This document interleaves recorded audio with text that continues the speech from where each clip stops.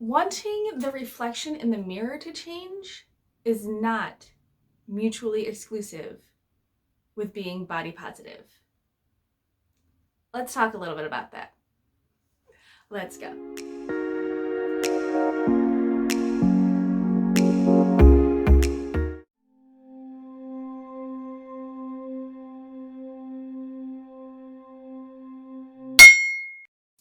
Hello dearies, I'm LeFae. Thank you so much for being here and hanging out with me today. If you're one of my returning friends, hi, how are ya? And if you're new here and you don't know, I am on an adventure to leave 100 pounds in my past. If you want to stick around and come on this adventure with me, please be sure and subscribe before you leave. And if you want to continue to hang out after the video, find me on my socials. I have Instagram and FitBit. We like to do challenges over at FitBit, so check me out, and thank you so much if you do. Here's my disclaimer, dearies. I had planned this video near 2 months ago, and I knew that I was going to be putting it up this week before I went on my vacation vlog here. Just strange timing that the internet apparently wants to make this a hot topic right now. So sure, why not? LeFae will join in. Body positive and fat acceptance and health at every size and losing weight, these are all things that are tangled in a big old jumbly mess, and everyone's got an opinion, so I'm going to throw mine into the pool as well. I think I should start with first defining what body positivity means to me. And with watching all of the recent videos on this subject matter, I'm thinking that perhaps I am not really differentiating body positivity and self-love. They're kind of one and the same for me. And since there's no actual definition for these things, I can make it my own, and that's perfectly fine. Body positivity for me is simply doing positive things for my body and having a real concerted effort not to hate my meat sack. And self-love is pretty self-explanatory there, right? Just loving myself for who I am. This does not mean to me, though, that I have to love all of myself all of the time. Sometimes loving oneself involves being completely honest and transparent and being a little tough, right? You're allowed to look in the mirror and think, no, this isn't gonna work this way anymore. We're not having it. We're gonna change that. It's okay to change. We're humans. The whole point of the human experience and existence and adventure is to evolve, constantly growing and changing. Being stagnant, you might as well be dead. Also, I think body positivity is realizing that strangers really don't give an ish about your body. Like no one cares really. And anyone, trolls on the internet, if they're gonna say mean things about some stranger on the internet's body, that says more about the troll than the person they're talking about. Other people's opinions really don't matter. Getting to the heart of my point is, yes, I can love myself, and I can love myself enough to be honest with myself and tell myself I need to make changes. It all comes down to, what do I want out of this life? I get one chance in this carnation. I only get one chance, and I want to do the best that I can and not squander it. I am at a place in my life where I am having a great time. I have found my stride. I'm in my mid-30s. This is the time to get it all right, because I am looking to my future and it looks bright and fun, and I want to be there for it. When I was 260 pounds, I was not loving myself, not enough. For the past 10 years or so, I have been putting myself at the bottom of my list. It's something that moms tend to do. We want to make sure that everyone else is taken care of, and then anything we have left we might throw at ourselves. And over the past 3 or 4 years, I worked very hard to move myself up my list. I'll be honest, I'm not first right now. I don't know. I don't know if I'll ever achieve putting myself first, but I'm pretty secure in feeling like my family is first. My husband, my son, and I'm very good at making sure that all of us homogeneously come first for me. So I'm up near the top. Sometimes I'm first, sometimes I'm not, but I've been working for 3 or 4 years to make that happen. I 100% believe that if I hadn't have figured out how to move myself up my list and love me for who I am in my codes, I would not be sitting here today over 60 pounds lighter than that chick was 4 years ago.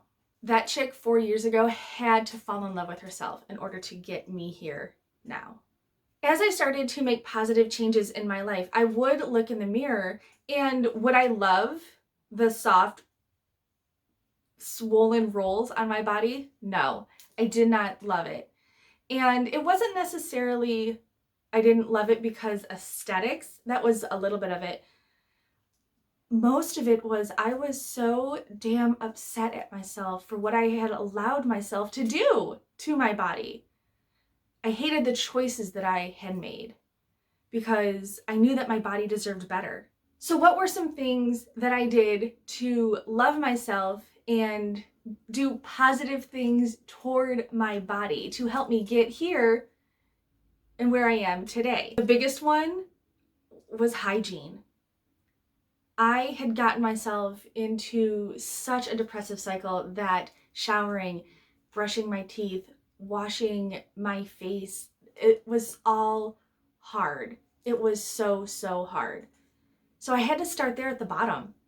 I had to learn that it was okay for me to take a little bit of time and get wet and shower myself. I literally had to make a concerted effort to remember to brush my teeth.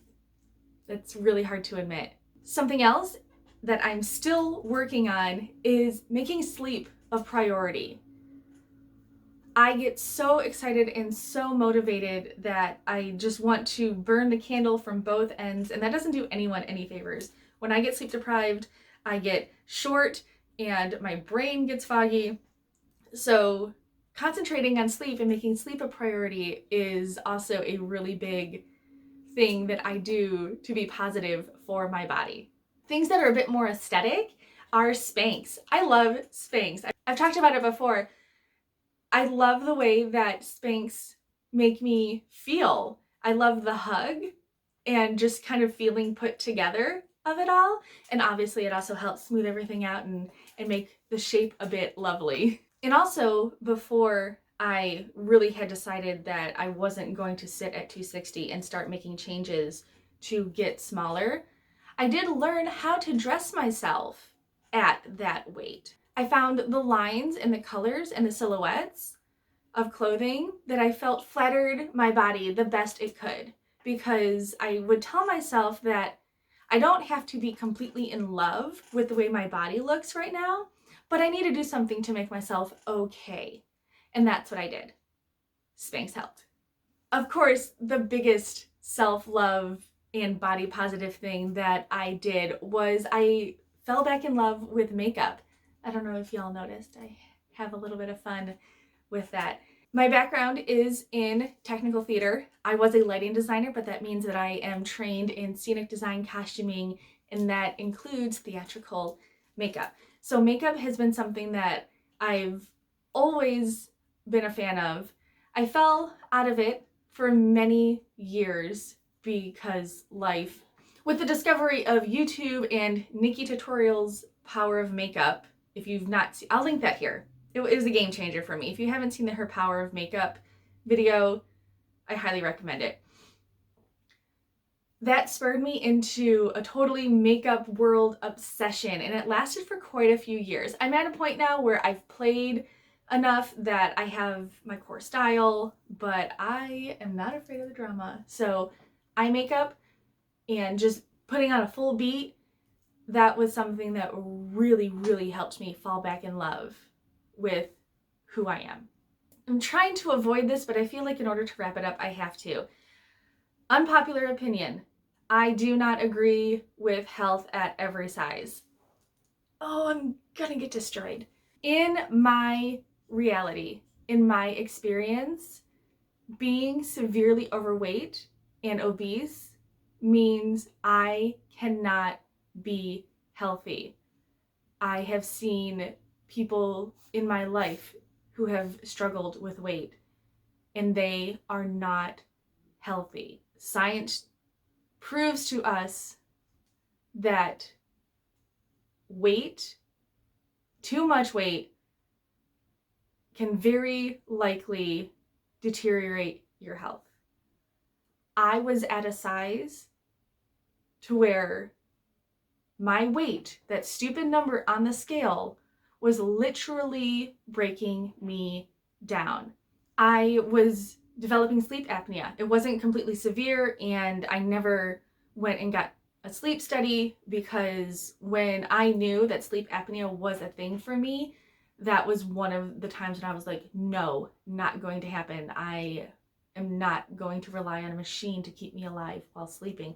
That was something that I could not accept because it was something I knew that I could fix. So in conclusion, I have been body positive and full of self-love for about 4 years. And that body positivity and self-love is what helped me get down to where I am and will continue to propel me. I love my meat sack and I want to do right by my meat sack. So I'm going to change my meat sack. That's all it is. It's just a meat sack. Why is this such a triggering topic? I don't get it. So there it is, dearies, how I handle body positivity and self-love. Talk to me down in the section beyond the veil. How do you view this whole weird, this heated topic right now? I really would like to know your thoughts since this is something that is popping off everywhere. I'm curious. Coming at you on Saturday will be my week 14 progress report. Week 14, how fast it all goes. If you missed the memo, I am switching my progress reports from Friday to Saturday. I'm still weighing in on Friday, but I just know that I won't be able to get the video up until Saturday morning. Next week, I have something a little bit fun planned for you on Wednesday. We're going to talk about what is a pound.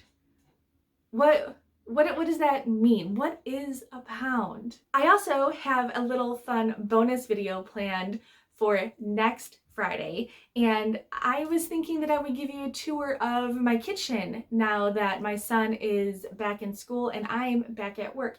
It kind of changes how things function and my routines. So I thought it was a good opportunity to give you a little tour. So if that sounds intriguing to you, go ahead and subscribe. Hopefully I'll see you over on Instagram or FitBit, and I hope the rest of your week is smooth sailing. I'll see you on Saturday. Bye, dearies!